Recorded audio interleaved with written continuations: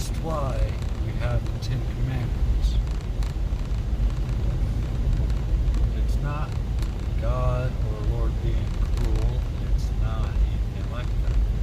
They are trying to keep us from repeating sins of our fathers and our fathers' fathers and so on. And we do an injustice when we don't obey.